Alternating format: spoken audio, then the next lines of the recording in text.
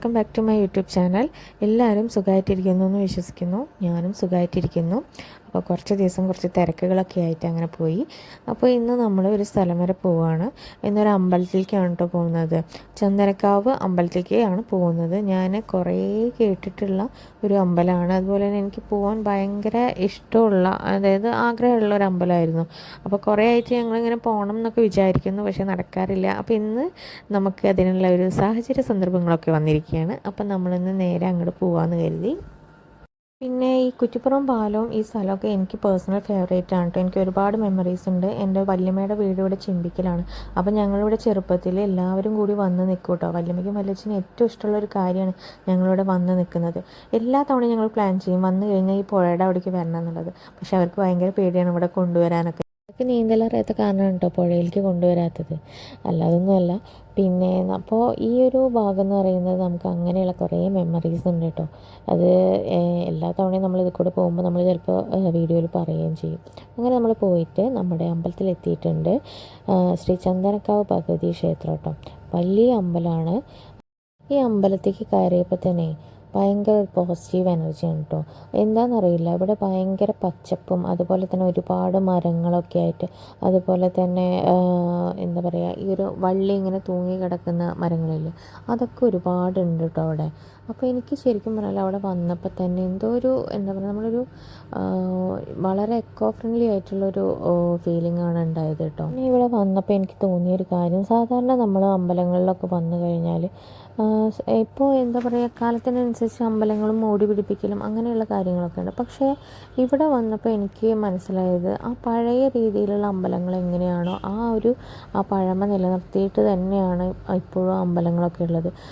എന്താ പറയുക, അതിനെ എങ്ങനെ പറയാമെന്നറിയില്ല. അപ്പോൾ അത് കണ്ടാലേ മനസ്സിലാവും. നമുക്ക് ഇപ്പോൾ എല്ലാ അമ്പലങ്ങളും പുതിയതായിട്ട് ഓരോ നടപ്പാതയായാലും കോവിലായാലും എല്ലാം മോടി പിടിപ്പിക്കില്ല.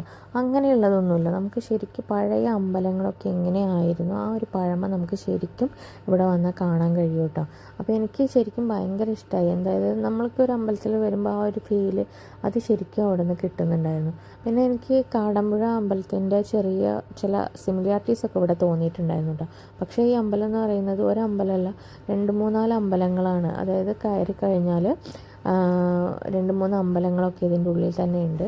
അമ്പലത്തിൻ്റെ ഈ ഗ്രൗണ്ടിൽ വന്നു കഴിഞ്ഞാൽ തന്നെ ഒരുപാട് സ്പേസാണ് കേട്ടോ. പിന്നെ എന്താ പറയുക, മുന്നിലൊരു വലിയൊരു ആൽമരമുണ്ട്. അതുപോലെ തന്നെ അത് കഴിഞ്ഞിട്ട് വേണം നമ്മൾ അമ്പലത്തേക്ക് പോകും. അപ്പോൾ ഈ അമ്പലത്തിലോട്ട് പോകുന്ന വഴി മുഴുവൻ എന്താണ്, ഫുള്ള് കാടിൻ്റെ ഉള്ളിലൂടെയാണ് നമ്മൾ പോകുന്നതെന്ന് വേണം പറയാൻ. കാരണം ചുറ്റിലും അത്രയും മരങ്ങളാണ്, അതും വലിയ മരങ്ങൾ. നിങ്ങൾക്കിത് കാണുമ്പോൾ തന്നെ മനസ്സിലാവുന്നുണ്ടാവും എത്രത്തോളം മരങ്ങൾ ഇവിടെ ഉണ്ട് എന്നുള്ളത്. അത് മാത്രമല്ല, നമുക്ക് ഇതിൻ്റെ ഉള്ളിലോട്ട് കയറി കഴിഞ്ഞാൽ പിന്നെ പുറത്തുള്ള വാഹനങ്ങളുടെ സൗണ്ടോ അങ്ങനെയുള്ള സൗണ്ട്സ് ഒന്നും കേൾക്കാൻ പറ്റില്ല കേട്ടോ. ഫുള്ള് കിളികളുടെ സൗണ്ട്, അങ്ങനെയുള്ള കാറ്റിൻ്റെയൊക്കെ എന്താ പറയുക, മൈൽഡായിട്ടുള്ള ഒരു സൗണ്ടില്ല, അതടക്കം നമുക്ക് കേൾക്കാൻ പറ്റും. അപ്പോൾ അത്രയും എന്താ പറയുക, വളരെ മൈൻഡിന് നമുക്ക് നല്ല ഒരു ഫീൽ ഉണ്ടാവുന്ന ഒരു അറ്റ്മോസ്ഫിയറാണ് അവിടെ അമ്പലത്തിൽ കേട്ടോ.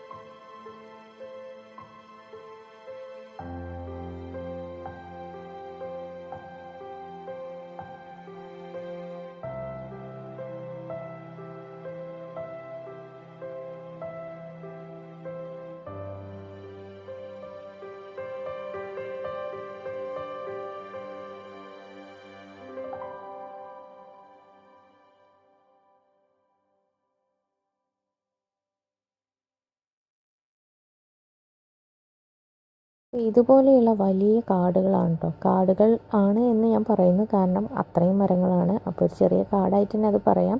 അപ്പോൾ മുകളിലൊരു അമ്പലവും താഴത്തേക്കായിട്ട് 2-3 അമ്പലങ്ങളുമാണ് ഉള്ളത് അവിടെ.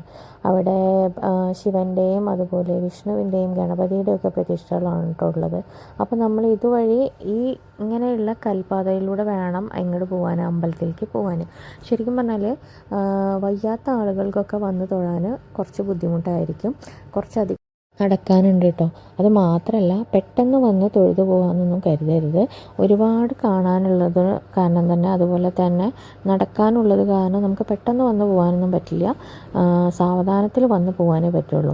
അത് മാത്രമല്ല നമ്മളിവിടെ വരുമ്പോൾ ശരിക്കും പറഞ്ഞാൽ നമ്മൾ വേറൊരു ലോകത്തെത്തിയ പോലെയാണ്. അതുകൊണ്ട് തന്നെ ശരിക്കും മൈൻഡ് റിലാക്സ്ഡ് ആവുന്ന ഒരു അറ്റ്മോസ്ഫിയറാണ് ഈ അമ്പലത്തിലുള്ളത് കേട്ടോ. ഒരു 9 മണിയൊക്കെ ആയിട്ടാട്ടോ ഞങ്ങൾ അമ്പലത്തിലെത്തിയത്. വന്ന സമയത്ത് അധികം തിരക്കൊന്നും ഉണ്ടായിരുന്നില്ല, എന്നാലും ആളുകളുണ്ടായിരുന്നു. ഈ തിരക്കും ബഹളമൊന്നും ഇല്ലാതെ തന്നെ നമുക്ക് അമ്പലത്തിലെ പ്രാർത്ഥനയും കാര്യങ്ങളൊക്കെ നടത്താം കേട്ടോ.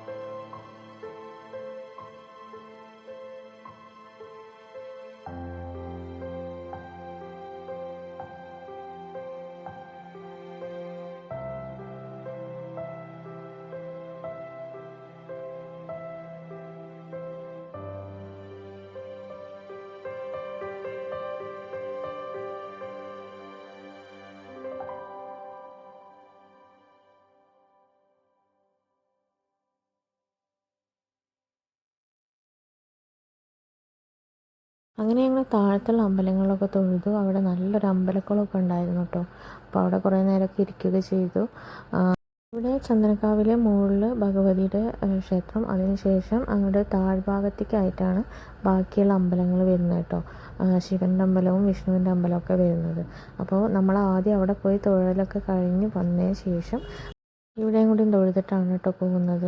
അപ്പോൾ ഇവിടെ വന്നു കഴിഞ്ഞാൽ നമുക്ക് ഒരുപാട് സമയം എന്താ പറയുക അമ്പലത്തിൽ തന്നെ ചിലവഴിക്കാനുണ്ട് കേട്ടോ.